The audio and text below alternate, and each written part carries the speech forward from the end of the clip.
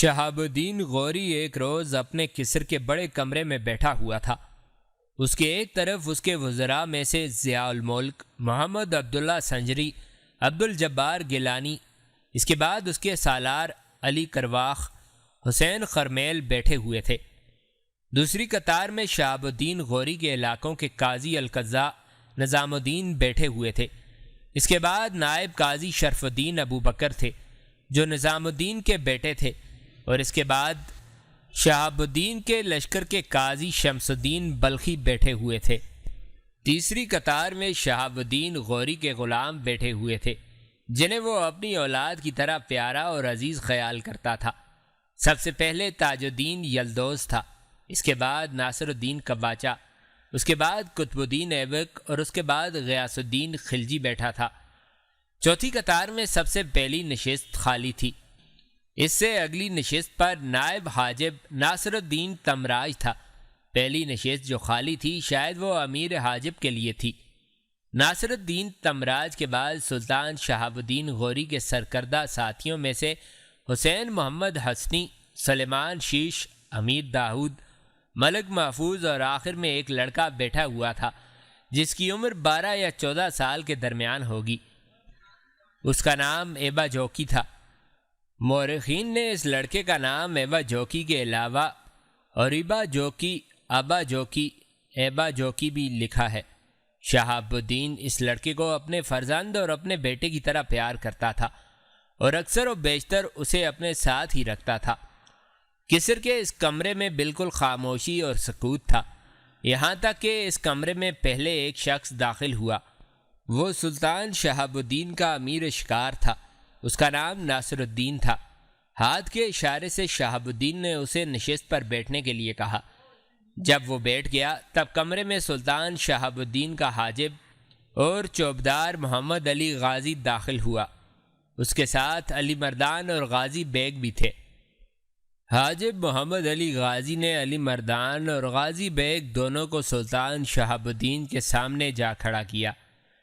سلطان نے اپنی جگہ سے اٹھ کر ان دونوں سے پرجوش انداز میں مصافحہ کیا، قریب ہی انہیں خالی نشستوں پر بیٹھنے کے لیے کہا۔ جب وہ بیٹھ گئے تب شہاب الدین نے ان دونوں کی طرف دیکھتے ہوئے کہا، میرے حاجب محمد علی غازی نے مجھے بتایا ہے کہ تم ہندوستان کے شہر ملتان سے میرے پاس آئے ہو۔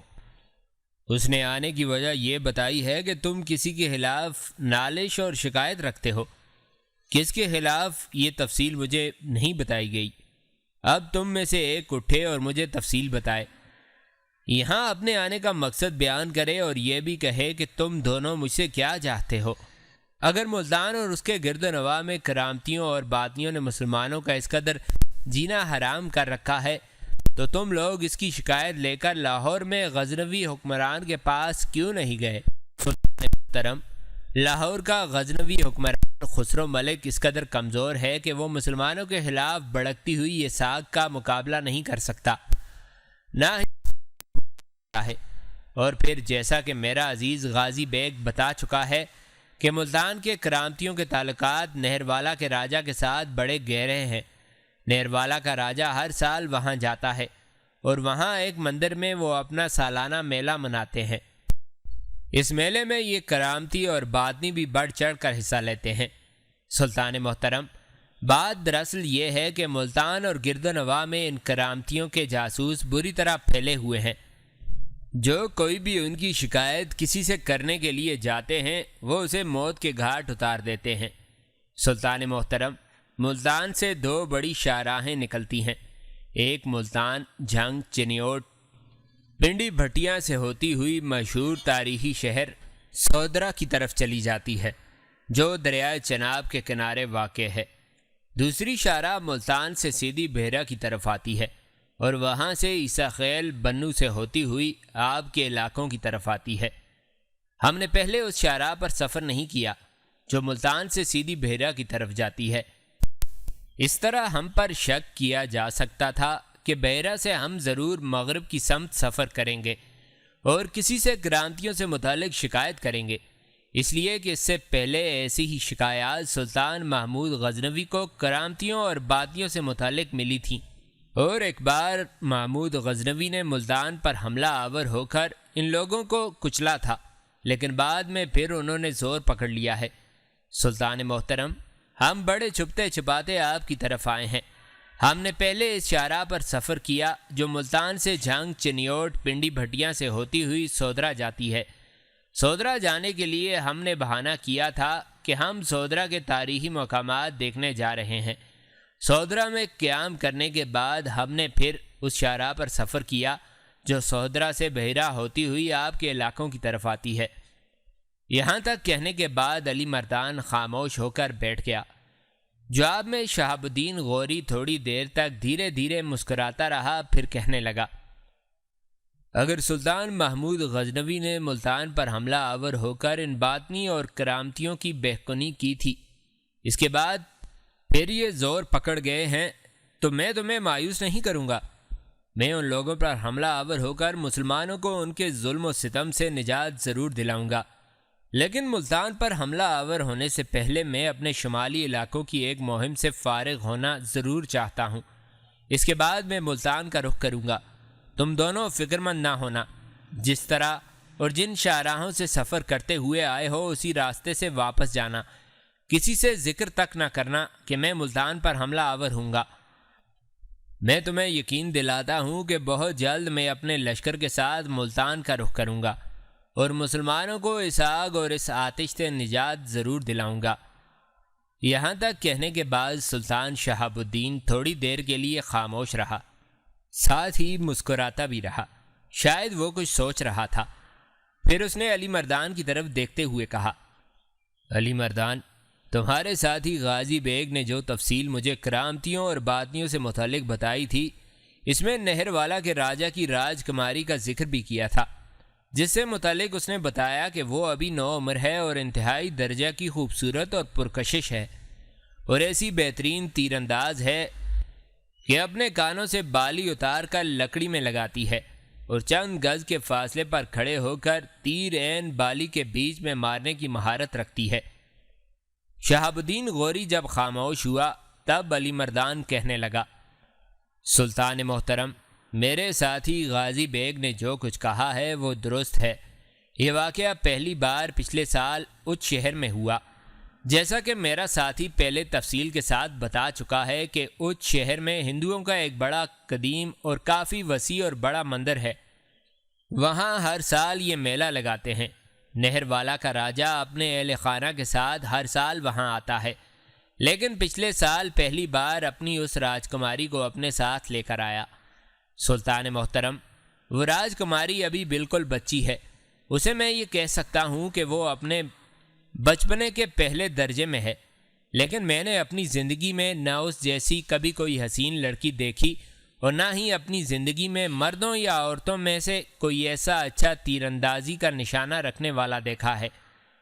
سلطان محترم، بڑے اہتمام کے ساتھ وہ اپنے کانوں سے سونے کی بالی اتار کر لکڑی کی بلی میں لٹکاتی ہے اور چند گز پیچھے ہٹ کر کھڑی ہوتی ہے، اور جب تیر چلاتی ہے تو تیر اس کی بالی کے وسط میں آ کر پیوست ہوتا ہے، اور یہ ایسا کمال ہے کہ ایسا کمال آج تک کوئی نہ دکھا سکا۔ ساتھ ہی جیسا کہ میرا ساتھی غازی بیگ بتا چکا ہے کہ راجہ نہر والا نے یہ بھی اعلان کیا ہے کہ جس طرح اس کی راج کماری اپنے کانوں سے بالی اتار کر اور لٹکا کر چند گز پیچھے ہٹ کر تیر بالکل بالی کے وسط میں مارتی ہے، اگر ایسا ہی کوئی اور کر دکھائے اور راج کماری کی بالی میں تیر اتنے فاصلے پر ہی کھڑے ہو کر پیوست کر دے تو راجہ کا اعلان ہے کہ وہ راج کماری کو اس سے منسوب کر دے گا، اور جب راج کماری اپنے بچپنے سے نکل کر جوانی میں داخل ہوگی تو جس سے اس راج کماری کو منسوب کیا ہوگا راج کماری کو اس سے بیاہ دیا جائے گا۔ سلطان محترم، یہ اعلان نہر والا کے راجہ نے بھرے میلے میں کیا تھا۔ جب اس کی بیٹی راج کماری نے یہ کمال دکھایا تو راج کماری کو حاصل کرنے کے لیے وہاں کھڑے بڑے بڑے نوجوانوں نے بھی اپنی تیر اندازی کے فن کو آزمایا، لیکن کوئی بھی شخص اپنے تیر کو راج کماری کی بالی کے بیچ میں پیوست نہ کر سکا۔ سلطان محترم، نہر والا کے راجہ کا یہ بھی اعلان ہے کہ اس مقابلے میں 15-16 سال سے بڑی عمر کا کوئی لڑکا حصہ بھی نہیں لے سکتا۔ علی مردان جب خاموش ہو کر بیٹھ گیا تب شہاب الدین تھوڑی دیر تک بڑی شفقت سے اس لڑکے کی طرف دیکھتا رہا جس کا نام ایبا جوکی تھا۔ پھر علی مردان اور غازی بیگ دونوں کو مخاطب کرتے ہوئے کہنے لگا، تم دونوں کے سامنے قطار میں جو لڑکا بیٹھا ہے اس کی طرف غور سے دیکھو۔ اس کا نام ایبا جوکی ہے۔ میرے ہاں اس کی حیثیت ایک بیٹے کی سی ہے۔ سنو، نہروالا کے راجہ کی راج کماری اگر چند گز کے فاصلے پر کھڑی ہو کر اپنی بالی کے بیچ میں تیر پیوست کر سکتی ہے تو یہ لڑکا جس کی طرف میں نے اشارہ کیا ہے، یہ ایسا عمدہ تیر انداز ہے کہ راج کماری کی بالی تو ایک طرف رہی، راج کماری جس کان کے سوراخ میں بالی پہنتی ہے، یہ لڑکا اتنے ہی فاصلے پر کھڑا ہو کر راج کماری کے اس سوراخ میں بھی تیر پیوست کر سکتا ہے۔ علی مردان اور غازی بیگ دونوں بڑے شوق سے ایبا جوکی کی طرف دیکھنے لگے تھے، جسے زیادہ تر لوگ ایبا کہہ کر ہی مخاطب کرتے تھے۔ کچھ کہنا چاہتے تھے کہ قصر کے اس کمرے میں ایک بار پھر سلطان شہاب الدین کی آواز گونج گئی۔ ان دونوں کو مخاطب کرتے ہوئے سلطان نے کہا، میرے دونوں عزیزو، تم لمبا سفر طے کر کے آئے ہو، چند دن یہاں قیام کر کے بالکل آرام کرو۔ جب تم دونوں یہاں سے روانہ ہونا چاہو گے تو میں اپنے قریبی ساتھیوں میں سے ناصر الدین تمران اور اس لڑکے ایبا کو تمہارے ساتھ روانہ کر دوں گا۔ ملتان کے نواح تک تم چاروں اکٹھے سفر کرنا، ان دونوں کو اپنے ہاں نہ ٹھہرانا۔ ملتان کے نواح میں کسی سرائے میں ان کے قیام کا اہتمام کر دینا۔ جیسا کہ غازی بیگ نے انکشاف کیا ہے کہ اگلے سال کا ہندوؤں کا میلہ جو اچ میں منعقد کیا جاتا ہے وہ چند ہفتوں تک منعقد ہوگا۔ اب میں اس ناصر الدین تمران اور ایبا کے ذمے دو کام لگاتا ہوں۔ پہلا یہ کہ یہ ہندوؤں کے اس تہوار میں حصہ لیں گے، اور وہ لڑکا جسے تم میرا بیٹا کہہ سکتے ہو وہ نہروالا کے راجہ کی راج کماری سے تیر اندازی کا مقابلہ کرے گا۔ یہاں تک کہنے کے بعد شہاب الدین رکا، پھر غازی بیگ کی طرف دیکھتے ہوئے کہنے لگا، غازی بیگ، تم نے پوری تفصیل بھی بتا دی، گفتگو بھی ہو چکی، لیکن اب تک دونوں میں سے کسی نے بھی نہروالا کے راجہ کی راج کماری کا نام نہیں بتایا۔ اس پر غازی بیگ اپنی جگہ پر اٹھ کھڑا ہوا اور کہنے لگا، سلطان محترم، نہروالا کے راجہ کا نام بھیم دیو ہے، اس کی رانی کا نام راج کمل ہے، اس کے بیٹے کا نام رام دیو اور راج کماری کا نام کمار دیوی ہے۔ غازی بیگ یہاں تک کہنے کے بعد چپ ہو گیا تو سلطان مسکراتے ہوئے پھر بول اٹھا، جیسا کہ میں کہہ رہا تھا کہ ایبا نہروالا کے راجہ بھیم دیو کی راج کماری کمار دیوی سے اس تہوار میں تیر اندازی کا مقابلہ کرے گا۔ پھر وقت کی آنکھ اور دنیا کی بصارت دیکھے گی کہ تیر اندازی کے اس مقابلے میں ایبا کامیاب رہتا ہے یا بھیم دیو کی راج کماری کمار دیوی۔ اور میں تمہیں یہ بھی بتاتا چلوں کہ ابھی یہ نوعمر ہے، لیکن تیغ زنی میں بڑے بڑوں کو اپنے سامنے زیر کرنے کی صناحی اور ہنرمندی جانتا ہے۔ ان کے ذمہ پہلا کام بتا چکا ہوں کہ اوچ میں ہونے والے تیر اندازی کے اس مقابلے میں حصہ لیں گے۔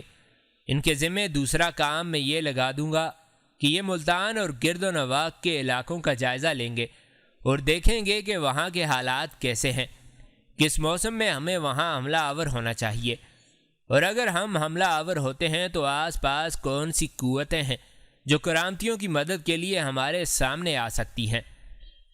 جب تک ناصر الدین اور ایبا دونوں ملتان اور اچ کے علاوہ ارد گرد کے علاقوں کا جائزہ لے کر واپس آئیں گے، اس وقت تک میں اپنی شمال کی مہموں سے فارغ ہو چکا ہوں گا۔ ان کے واپس آنے کے بعد جب پورے حالات تفصیل سے بتائیں گے، تب میں اپنے لشکر کے ساتھ یہاں سے کوچ کروں گا اور ملتان پر حملہ آور ہوں گا۔ سلطان شہاب الدین غوری کا اصل نام محمد تھا۔ تخت نشین ہونے کے بعد اس نے معز الدین کا لقب اختیار کیا، اس لیے حقیقی طور پر اس کا نام سلطان معز الدین محمد غوری ہونا چاہیے، لیکن چونکہ اسے ایام شہزادگی میں شہاب الدین کہہ کر پکارا جاتا تھا، لہٰذا تاریخ کے اوراق میں زیادہ تر یہ شہاب الدین غوری ہی کے نام سے مشہور ہوا۔ شہاب الدین غوری پہلا مرد مجاہد ہے جس نے ہندوستان میں اسلامی حکومت قائم کرنے کے ارادے سے حملہ کیا۔ سلطان شہاب الدین غوری کو علاقے فتح کرنے اور اپنی مملکت کو وسیع کرنے کا بڑا شوق تھا۔ اس کام کے لیے جن جن خوبیوں کی ضرورت ہوتی ہے وہ بھی اس میں موجود تھی۔ وہ لشکر کی تنظیم اور ترتیب دینے میں جواب نہیں رکھتا تھا، اپنے لشکر کو لڑانے اور رہنمائی کرنے کے ڈھنگ بھی خوب جانتا تھا۔ شروع میں اس کی حکومت صرف چھوٹے سے علاقے پر تھی، لیکن اس نے اس چھوٹے سے علاقے کی حکومت پر قناعت کر کے بیٹھنا پسند نہ کیا۔ کہتے ہیں کہ ہندوستان پر حملہ آور ہونے سے پہلے ہی وہ ہندوستان میں اسلامی حکومت قائم کرنے کا خواب دیکھا کرتا تھا۔ مورخین یہ بھی لکھتے ہیں کہ وہ دھن کا بڑا پکا تھا اور جب کوئی ارادہ کر لیتا تو اسے پورا کر کے چھوڑتا تھا۔ وہ ناکامیوں سے گھبراتا نہیں تھا۔ اس نے بڑے لائق غلام جمع کر رکھے تھے جو ملکی انتظام اور سپاہ گری کی جدا جدا قابلیت رکھتے تھے۔ ان غلاموں کو وہ اولاد اور بیٹوں کی طرح عزیز رکھتا تھا، اور وہ بھی ہمیشہ سلطان شہاب الدین غوری پر اپنی جان نثار کرنے کے لیے تیار رہتے تھے۔ سلطان شہاب الدین کا کوئی فرزند نہ تھا۔ ایک مرتبہ کسی مصاحب نے کہا کہ اگر اللہ آپ کو فرزند عطا فرماتا تو آپ کے بعد آپ کے تخت و تاج کا وارث بنتا۔ اس پر سلطان نے مسکراتے ہوئے کہا، میرے غلام میرے بیٹے ہیں، یہی میرے بعد میری سلطنت کے وارث ہوں گے۔ اور اس نے جو کچھ کہا تھا صحیح نکلا کہ غلام ہی اس کے بعد وارث ہوئے اور اس کی سلطنت اس کے غلاموں میں تقسیم ہوئی۔ سلطان شہاب الدین غوری صحیح معنوں میں ہندوستان کی اسلامی سلطنت کا بانی تھا۔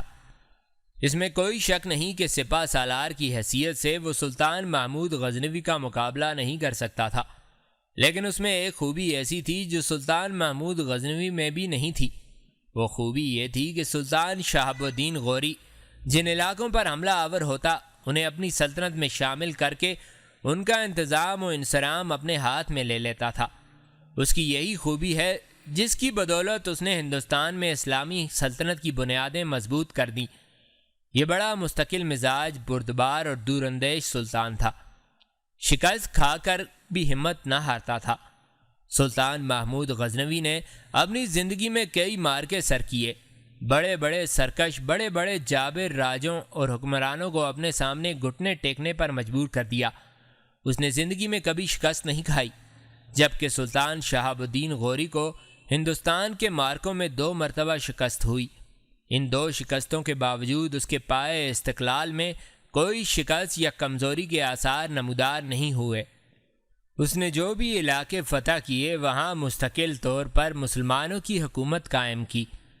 بہرحال کرامتیوں اور باطنیوں کے خلاف شکایات پر سلطان شہاب الدین نے ملتان اور اچ پر حملہ آور ہونے کا مصمم ارادہ کر لیا تھا۔ علی مردان اور غازی بیگ نے چند یوم تک تگین آباد میں قیام کیا۔ اس کے بعد وہ دونوں سلطان کی تجویز کے مطابق سلطان کے 1 سالار ناصر الدین تمران اور ایبا نام کے لڑکے کو لے کر تگین آباد سے ملتان کی طرف کوچ کر گئے۔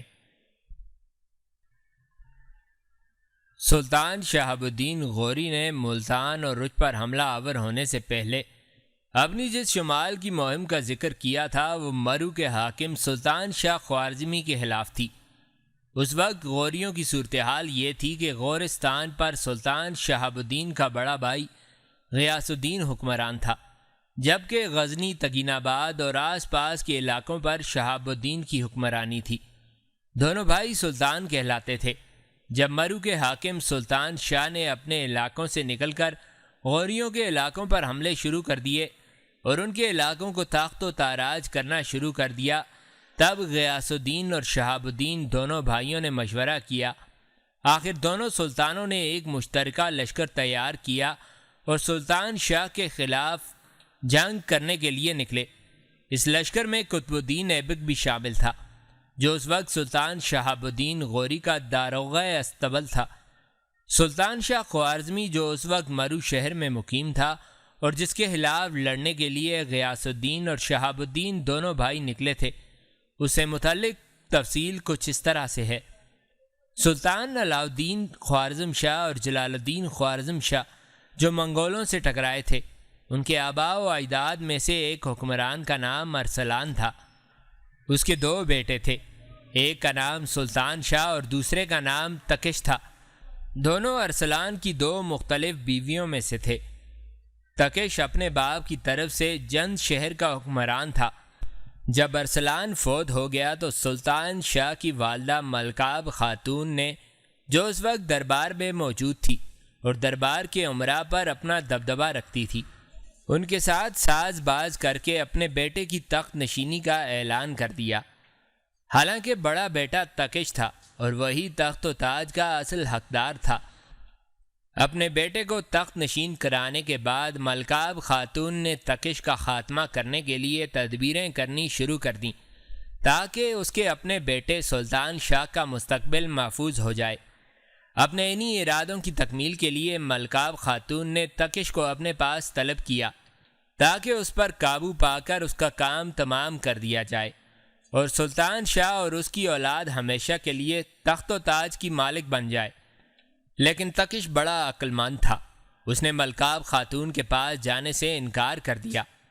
تکش نے جب ملکاب خاتون کے پاس جانے سے انکار کیا تب اس نے ایک بہت بڑا لشکر تیار کیا تاکہ تکش پر حملہ آور ہو کر اس کا خاتمہ کر دیا جائے۔ تکش چونکہ خوارزم شاہی لشکر کا تنہا مقابلہ نہیں کر سکتا تھا، لہٰذا اس نے خطہ کے ترکوں سے اس سلسلے میں مدد مانگی کہ اگر وہ اپنے چھوٹے بھائی کے مقابلے میں اس کی مدد کریں تو وہ ترکوں کو ایک مخصوص رقم خراج کے طور پر ادا کرتا رہے گا۔ جب تک تکش نے خطہ کے ترکوں کو خراج کی ادائیگی کی شرط پر آمادہ کرنے کی استدعا کی، تب ترکوں کے حکمران گور خان نے اپنے داماد کو ایک بھاری لشکر دے کر تکش کی مدد کے لیے بھیجا۔ ملکاب خاتون کو جب خبر ہوئی کہ اس کے سوتیلے بیٹے تکش نے خطہ کے ترکوں سے مدد حاصل کر لی ہے تب وہ کانپ گئی۔ وہ چونکہ تکش کے ساتھ ساتھ خطہ کے ترکوں کا مقابلہ نہیں کر سکتی تھی، لہٰذا خوارزم کو اس نے چھوڑ دیا اور اپنے بیٹے کو لے کر وہ نیشا پور میں اپنے ایک جاننے والے کے پاس چلی گئی۔